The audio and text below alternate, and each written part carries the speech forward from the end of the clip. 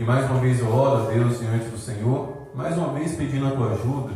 Reconheço a minha fraqueza, reconheço a minha pequenez, reconheço que o conteúdo dessa palavra é muito grande para o meu entendimento, para a minha sabedoria, para o meu intelecto. Eu preciso do teu Espírito Santo para proclamar essa palavra, para que dessa forma não somente a minha vida, mas a vida da tua igreja aqui reunida seja edificada e fortalecida, ó Deus, através da tua palavra, em nome do Senhor Jesus.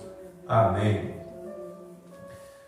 Meus irmãos, existem muitas formas de sermos conhecidos nesse mundo, de nos tornarmos conhecidos na cidade, talvez até no Brasil. É muito fácil. Infelizmente, fazendo coisa errada, a pessoa se torna conhecida.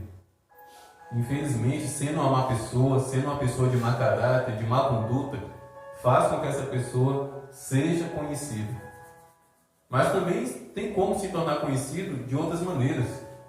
Na internet, se tornando cantor, se tornando político, ou até mesmo se tornando pastor. Todos os dias, quando eu estou ali na porta de casa, ou a pé, ou de carro, alguém passa e fala: pastor Nido. E eu olho assim para aquela pessoa: quem é aquela alma que eu não conheço? Um monte de pessoas me conhecem, mas eu não conheço as pessoas pelo fato de eu pregar nas ruas. Então as pessoas me conhecem, mas eu não conheço as pessoas. Então, sendo pastor, a pessoa se torna de fato muito conhecida de outras pessoas. Mas existe, meus irmãos, algo que nós precisamos entender. Nós precisamos também sermos conhecidos no mundo espiritual. E quando eu falo do mundo espiritual, eu não falo ser conhecido por Deus. Porque quanto a isso, desde quando estávamos no ventre da nossa mãe, somos conhecidos por Deus. A Bíblia fala que ainda éramos uma figura sem forma. Éramos apenas um feto ali no útero, nos primeiros dias de gestação, e Deus já nos conhecia. Então Deus nos conhece. Deus nos conhece. Não há nenhuma necessidade de Deus precisar nos conhecer, porque Ele conhece. Ele conhece o nosso deitar, Ele conhece o nosso levantar. Até mesmo aqueles que ainda não aceitaram Jesus, Deus conhece. Não somente conhece, como tem misericórdia, a ponto daquela pessoa ser tocada por Deus e receber Jesus. Porque Deus conhece aquela pessoa desde o ventre da sua mãe. E a respeito de conhecer a Deus, isso, meus irmãos, é impossível para o ser humano conhecer a Deus em toda a sua plenitude. Ouvimos uma pregação, meditamos na palavra, culto após culto que estamos na igreja e aprendemos um pouco sobre Deus, mas é só um pouco. Porque Deus é infinito, Ele é eterno. Só iremos conhecer Deus em toda a sua plenitude no céu.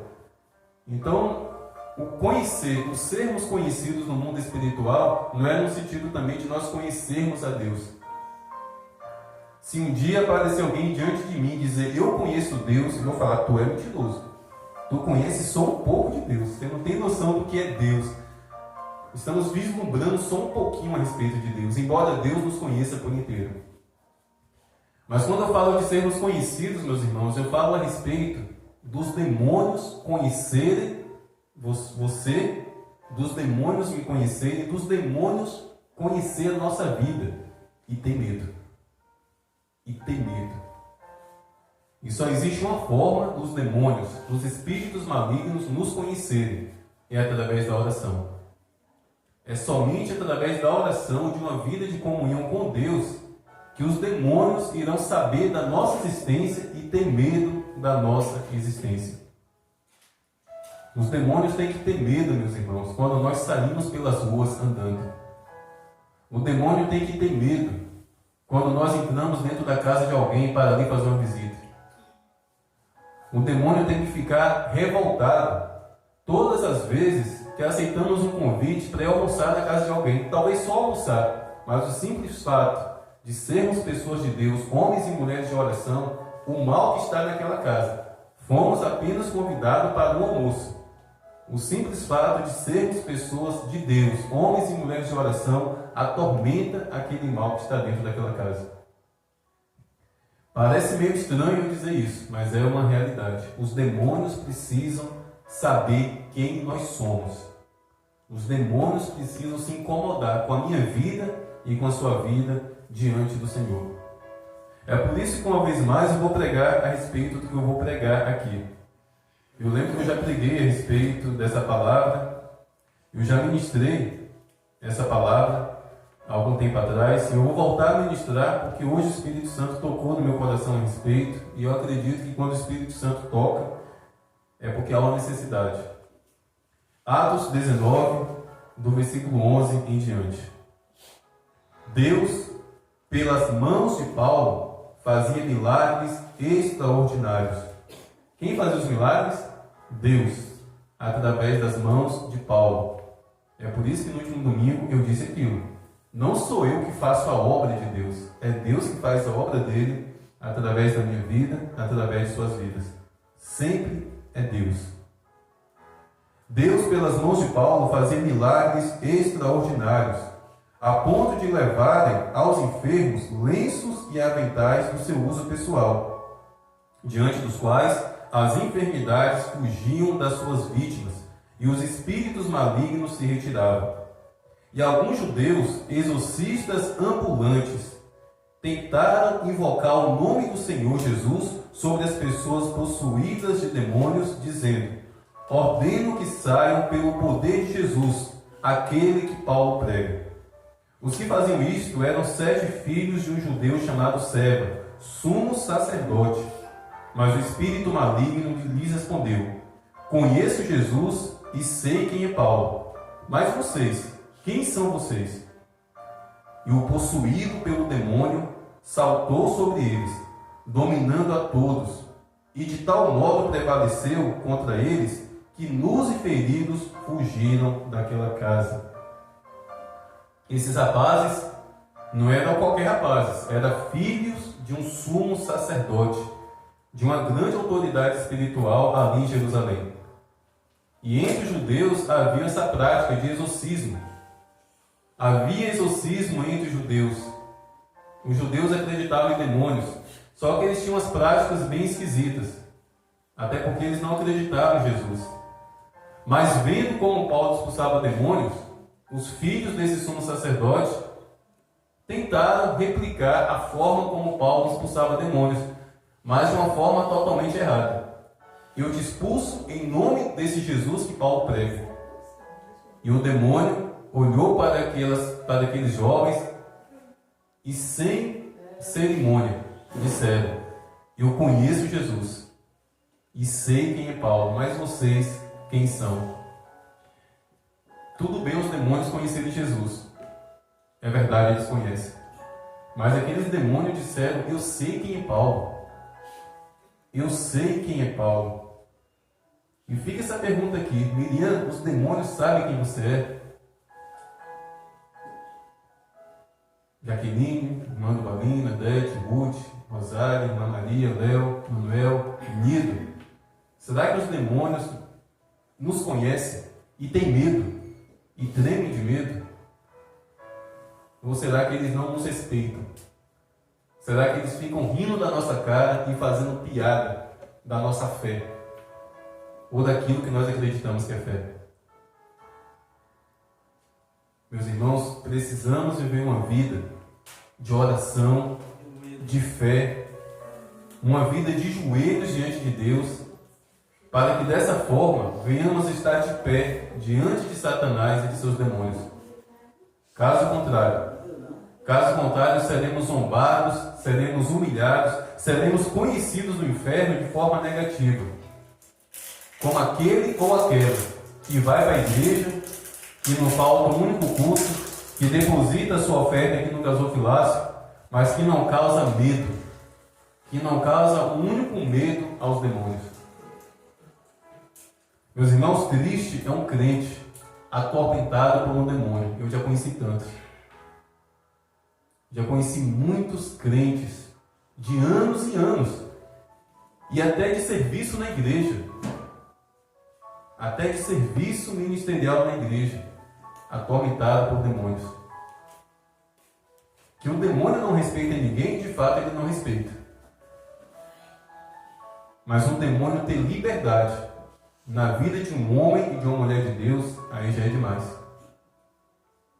Pode até não nos respeitar, pode até sentir ódio, pode até querer nos matar manhã após manhã, tarde após tarde, noite após noite, mas causar uma destruição, causar uma devastação na vida de um crente, aí é demais. Aí é zombar da nossa fé, aí é pisar em cima da nossa vida, aí é permitirmos com que o contrário aconteça, porque a promessa de Deus é: pisaremos na cabeça da serpente, e não a serpente que irá ficar enrolada no nosso pescoço. Anos atrás eu tive uma visão de uma serpente enrolada no pescoço de uma mulher.